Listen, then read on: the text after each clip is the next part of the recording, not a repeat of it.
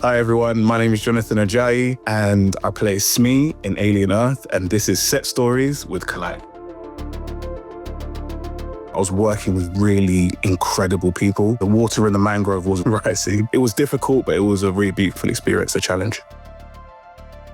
I think it might have to be the Chestburster scene. Oh man, that day was amazing. We were filming on the beach. We were in Krabi, which is just like heaven on earth. It's one of the most beautiful places I've ever seen in my life. And we were filming and fighting against the coming tide. So we were rushed off our feet and just everyone was firing all cylinders. Everyone was on their A game. It was beautiful because every single department was just like locked in and in the zone to get this done before the tide came and swept us all away.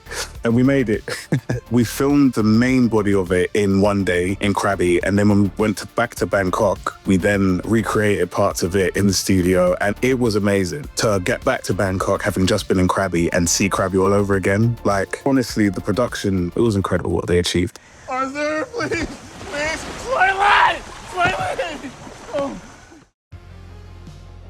I want to say it was super exciting, but I think between myself, Ardash, and David, it was a real moment of tenderness. I think we've just had that moment where we're like, hey, you know what? We're going to tell Arthur the truth. And he's told us that he loves us and he's going to help us out and deal with the whole moral situation. And then to watch him immediately like start bleeding from his mouth, collapse, not know what was going on. It would have been really fun to just like go crazy and scream loads and everything, which we did, but we had the added layer of trying to understand this moment through a child's level of understanding. So again, it was a challenge and really a team effort. And between takes, me and Ardish would like huddle off and have conversations and try and figure things out and then come back. And Dana is a real soldier. You know, I really love the way Dana works. And he just gave us so much room to explore and figure it out. And it was really funny, actually. There were moments where me and Ardash are like in this chaos and you hear Dana behind moments going, Chestburster, Chestburster. And then we just start screaming and jumping around. It was a lot of fun. Felt like a big kid.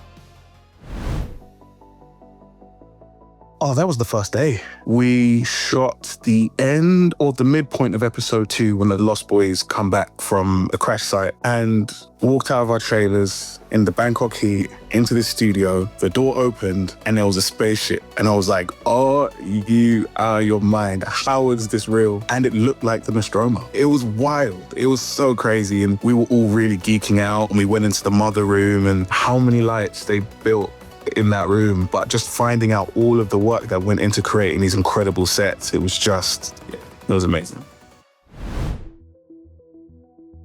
There was a scene in episode 6 when things were really not going well for Slightly, and Smee's like, everyone's cranky and I just want to play, like, what's going on? And that was the beginning of my storyline taking a heavier tone. And Ugla, who was directing us on episode 6, was so brilliant and brought so much like pinpoint accuracy into what Smee might be going through and where he's coming from and why the way Slightly responds to him is so big, but ultimately bring it down to the level of a child and how they express themselves. Smee's such a physical part and has such a demand on the body and the voice, actually. And sometimes I think it's just natural actor self-consciousness. Sometimes you worry like, oh, am I doing too much? Or am I being so self-conscious? I'm now not doing enough. I hope I'm serving the part.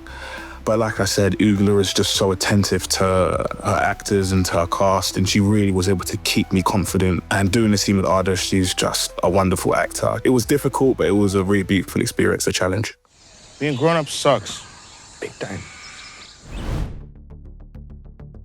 I'd go to the moment where Morrow and his SEAL team, shall I say, they arrive from under the water in the mangrove and they see that Arthur's body has chestburster, but there's no chestburster. And me and Ardash are up to our chest in water and all of that was on location. It was grueling, but again, I'm going to sound like I've been paid to say this, but it really was such a magical day. It was one of those moments where like I stepped outside of my body and just like remembered the 10-year-old me who was like, I want to be an actor one day who's going to do all these crazy stories and play a superhero and do all of this stuff. And I watched 3 sci-fi Navy SEALs come out of water whilst we had someone with a hole in his chest because an alien burst out. And we were battling the elements to a degree. The water in the mangrove wasn't rising. It just added to the realism of it. I think that's one of the things that's so special about doing elevated content, especially on location, because when the elements come into play, it only adds to the drama, it only adds to the truth of the moment if you're able to receive it in that way. And again, the cast, the crew, the team, everybody, we just responded and just focused and came to the same zone, you know, so it was really special.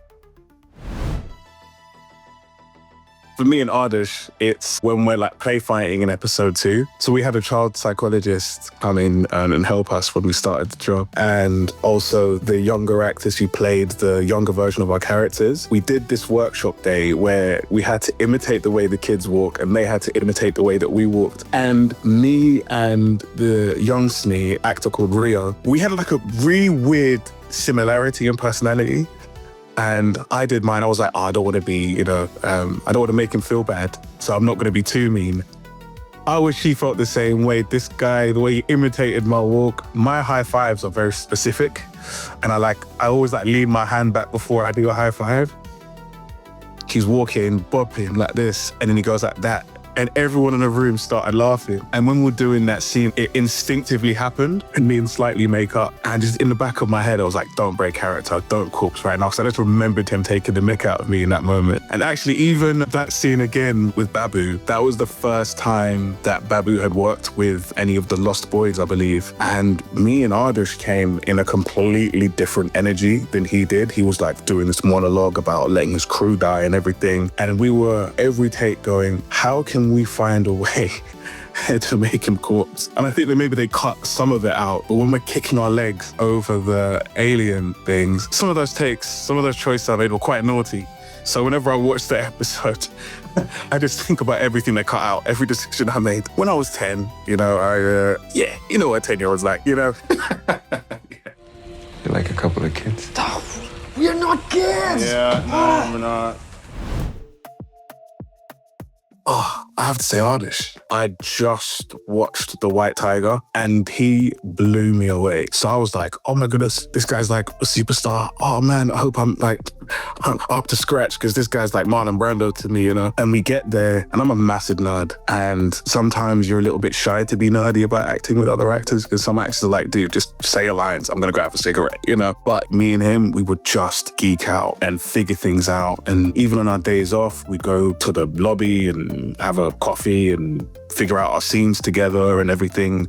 He really, really felt like a teammate, not just a castmate. You know, a job like Alien, I'm not going to pretend, it's a humongous opportunity and there's such dear IP to people and you don't want to get it wrong. And it's quite daunting. So having Ardish by my side, and I like to believe being by his side, really gave me the confidence to take risks and play him and figure it out in a moment.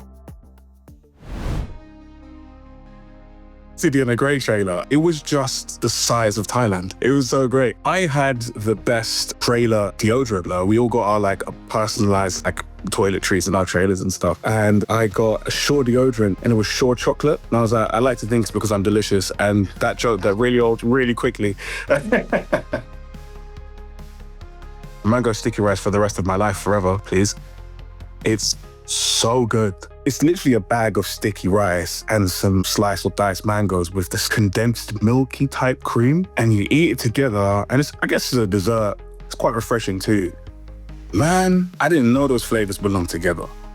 And now I'm sad for the version of me that hasn't tried it yet. My notebook, this bad boy. So many. Oh my goodness, there's poems, lyrics, things. It's like a scrapbook of just ideas and bits of inspiration. You know, I realized very early on that I was not only on a big job, but I was working with really incredible people. And I'm a sponge, so I just wanted to learn. So I was writing down things people were saying and all that kind of stuff. Jonathan, thank you so much for your time. It's been such a pleasure talking to you. And I'm really excited for people to see the finale as well. And for those who haven't seen it yet, I'm excited for them to binge this season. So thank you so much for your time. I really appreciate it. Thank you so much. Have a lovely day.